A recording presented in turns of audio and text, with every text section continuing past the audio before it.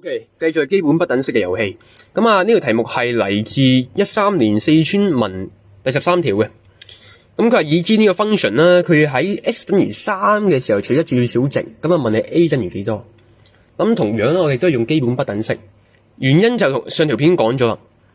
x 同 alpha x 係 reciprocal 嘅關係，即係話將呢兩嚿嘢相乘咧，你可以將 x 係抵消咗嘅。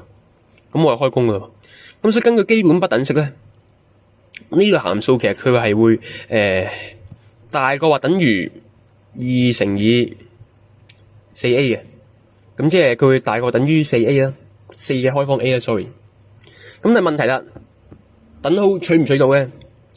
嗱，取到等號嘅前提就係呢兩嚿嘢可以相等，咁緊有冇可能咧？我咪 check check 啦。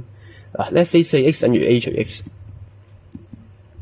咁即係話 x 二次等於a 除4噶噃，咁即係話 x 係要等於正負開方 a over 2噶，咁有冇可能咧？嗱，如果 x 係等於開方 a over 2咧，係 OK 嘅。咁但係咧，若然你話 x 係等於負開方 a over 2咧，就唔 OK 嘅。點解咧？因為佢呢個題目講咗 a 係大過等於0，係大過0嘅。咁所以呢個 case 係要 reject。所以啊 ，x 只要等於開方 a over 2咧，呢條 inequality 就可以取等號 ，which 係做到嘅。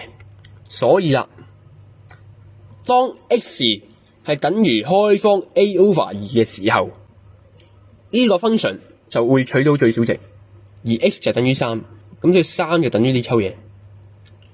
開方 a 等於6，a 等於36，答案就係36，搞掂。